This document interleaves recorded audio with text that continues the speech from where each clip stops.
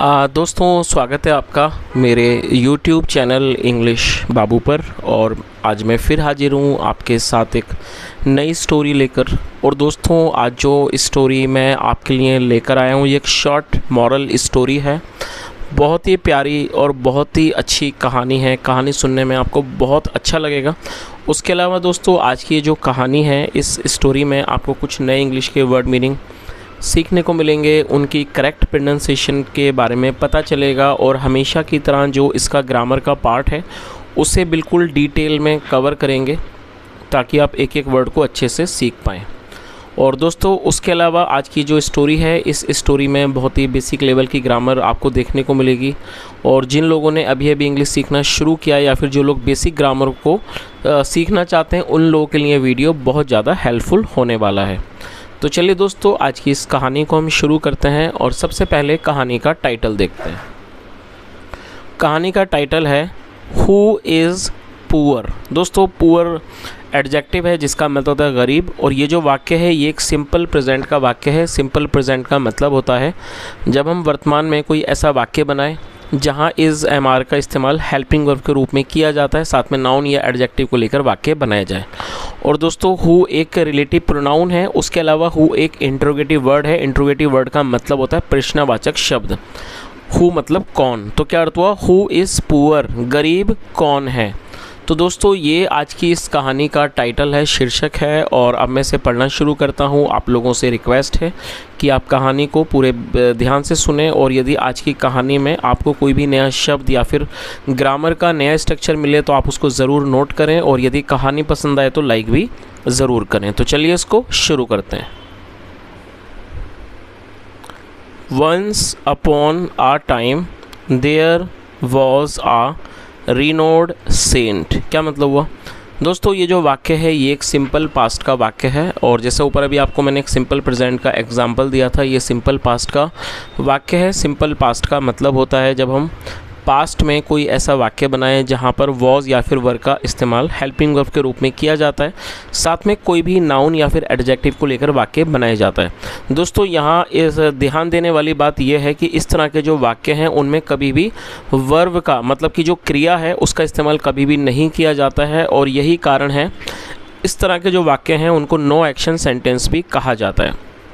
दोस्तों RENOWNED रीनोड, इसको रीनोड पढ़ेंगे। रीनोड का मतलब होता है प्रसिद्ध, कोई व्यक्ति जो बहुत ज़्यादा मशहूर हो, प्रसिद्ध हो, उसे रीनोड कहा जाता है। और सेंट का मतलब होता है संत। तो क्या अर्थ हुआ, वंस अपॉन ए टाइम एक समय की बात है, देयर वॉज अ रीनोड सेंट, एक प्रसिद्ध संत थे। और दोस्तों यहाँ एक छोटी सी इन्फॉर्मेशन देना चाहूँगा, यदि इस तरह के वाक्य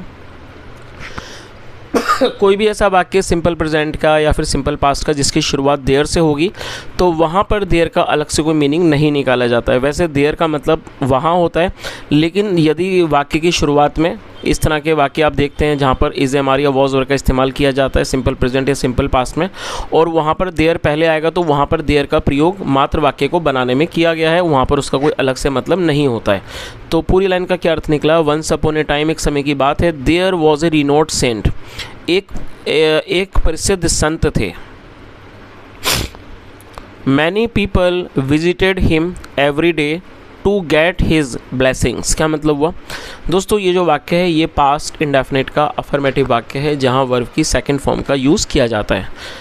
VISIT। देखिए विजिट का मतलब कई सारे मतलब हैं, आप इसे कृपया करके नोट कर लीजिए।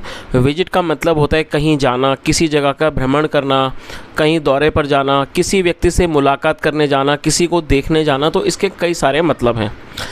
और सेकंड जो फॉर्म है वो है विजिटेड और ये पास्ट इंडेफिनिट का वाक्य है तो यहाँ पर सेकंड फॉर्म लगाई गई है। तो क्या अर्थ हुआ, many people visited him, many मतलब कई, many people visited him every day. क्या अर्थ हुआ कि कई लोग हर दिन उनसे मिलने आते थे, टू गेट लेने के लिए, हिज ब्लेसिंग्स, हिज मतलब उनकी, ब्लेसिंग्स मतलब आशीर्वाद, उनका आशीर्वाद लेने के लिए। तो इस पूरी लाइन का क्या अर्थ हुआ,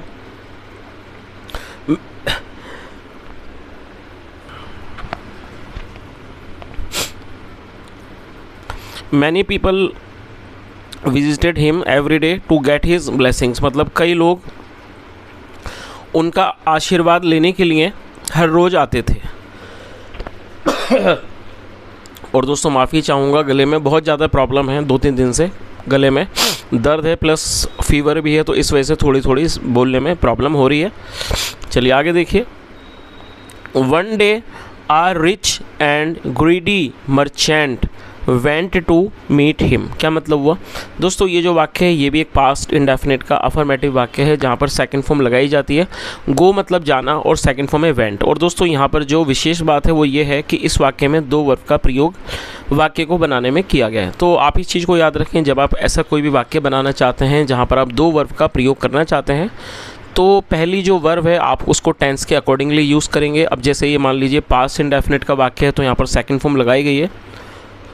और जब आप दूसरी वर्ब को लिखेंगे या फिर जब आप दूसरी वर्ब को मेंशन करेंगे तो आपको पहले टू का इस्तेमाल करना है कंजक्शन के रूप में, और टू के बाद आपको हमेशा ही वर्ब की फर्स्ट फॉर्म का यूज़ करना है। तो इस चीज़ को आप याद रखें। कई लोग इसी में वो गलती कर देते हैं कि जब वो 2 वर्ब का वाक्य बनाएंगे तो मान लीजिए पास्ट इंडेफिनिट का वाक्य बना रहे हैं और वो 2 वर्ब का प्रयोग करेंगे तो वो दोनों बार सेकंड फॉर्म लिख देंगे, तो इस तरह से आपका वाक्य गलत हो जाएगा। आपको क्या ध्यान रखना है कि जो उसमें मेन वर्ब है, मतलब जो मुख्य क्रिया है, उसे आपको पहले लिखना है टेंस के अकॉर्डिंगली। उसकी जो सेकंड फॉर्म थर्ड फॉर्म जो भी लगानी है वो लगाएंगे, उसके बाद टू लगाना है और टू के बाद हमेशा ही वर्ब की फर्स्ट फॉर्म लगाई जाती है। तो इस तरह से इस लाइन का क्या अर्थ हुआ? वन डे एक दिन, आ रिच एक अमीर, एंड ग्रीडी। दोस्तों इसे नोट कर लीजिए, GREEDY। ग्रीडी का मतलब होता है लालची, एडजेक्टिव है। एक अमीर और लालची मर्चेंट व्यापारी वेंट गया टू मीट हिम उनसे मिलने के लिए। तो पूरी लाइन का क्या अर्थ निकला? One day a rich and greedy merchant went to meet him. एक दिन एक अमीर और लालची व्यापारी उनसे मिलने के लिए गया। चलिए आगे देखिए। He offered a bag full of gold coins to the saint. क्या अर्थ हुआ दोस्तों? ये भी पास्ट इंडेफिनिट का वाक्य है जहाँ पर सेकंड फॉर्म लगाई जाती है। देखिए OFFER, ये जो ऑफर शब्द है ये नाउन भी है साथ में वर्ब भी है। ऑफर का मतलब प्रस्ताव होता है या फिर प्रस्ताव देना, किसी व्यक्ति को कोई वस्तु देना, सामान देना, प्रदान करना, पेश करना। तो इसके कई सारे मीनिंग है, देने के लिए इसका इस्तेमाल किया जाता है। और ये पास्ट इंडेफिनिट का वाक्य है। और जैसा मैंने आपको बताया जो ऑफर है वो नाउन भी है साथ में वर्ब भी है, तो इसको यहाँ पर वर्ब के रूप में प्रयोग किया गया है। दूसरी बात, ये पास्ट इंडेफिनिट का वाक्य है तो ऑफर की सेकंड फॉर्म लगाई गई है ऑफर्ड। तो क्या अर्थ हुआ? He offered a bag full of gold coins to the saint. मतलब क्या हुआ कि उसने संत को एक सोने के सिक्कों से भरा हुआ थैला दिया, या कह सकते हैं एक भरे हुए सोने के सिक्कों से भरा हुआ थैला उनको पेश किया, या कह सकते हैं दिया। चलिए आगे देखिए। The saint refused to take the offering and said. क्या अर्थ हुआ?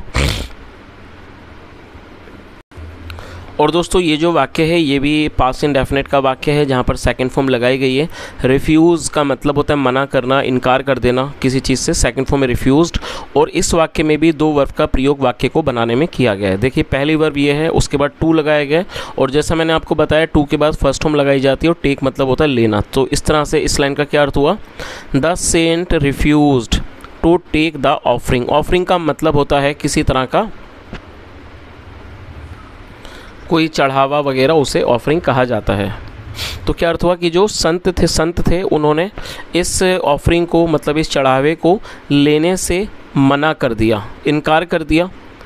एंड सेड, और कहा, I do not accept money from people who are very poor. क्या अर्थ हुआ? उन्होंने क्या जवाब क्या कहा? I do not accept money from people who are very poor. दोस्तों ये जो वाक्य है ये प्रेजेंट इंडेफिनिट का नेगेटिव वाक्य है। आप इसके स्ट्रक्चर को नोट कर लें।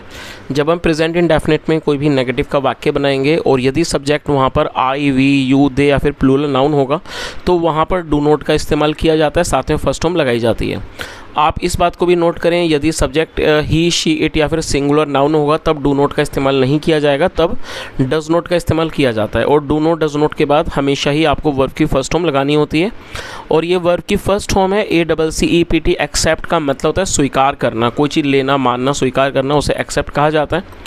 और तो इस लाइन का क्या अर्थ हुआ, उन्होंने क्या कहा, I do not accept money, मतलब मैं पैसे नहीं लेता हूँ, स्वीकार नहीं करता हूँ, फ्रॉम पीपल, उन लोगों से, हु आर वेरी पुअर, जो बहुत ज़्यादा गरीब होते हैं। और दोस्तों यहाँ देखिए हु को भी एक रिलेटिव प्रोनाउन के रूप में प्रयोग किया गया रेफरेंस देने के लिए। जैसे मैंने आपको बताया ये एक इंट्रोगेटिव वर्ड है, साथ में एक रेफरेंस देने के लिए भी इसका इस्तेमाल करते हैं, मतलब कि एक रिलेटिव प्रोनाउन भी है। तो इस तरह से पूरी लाइन का क्या अर्थ निकला, the saint refuse to take the offering and said, मतलब क्या हुआ कि संत ने चढ़ावा लेने से मना कर दिया और कहा, I do not accept money from people who are very poor, मैं उन लोगों से पैसे स्वीकार नहीं करता हूँ जो बहुत गरीब होते हैं।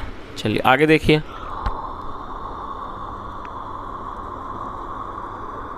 But I am very rich said the merchant. और दोस्तों ये जो वाक्य है ये भी एक सिंपल प्रेजेंट का वाक्य है जहाँ पर एम का इस्तेमाल हेल्पिंग वर्ब के रूप में किया गया है। तो उसने सेड द मर्चेंट, व्यापारी ने कहा, but I am very rich, व्यापारी ने कहा लेकिन मैं बहुत अमीर हूँ।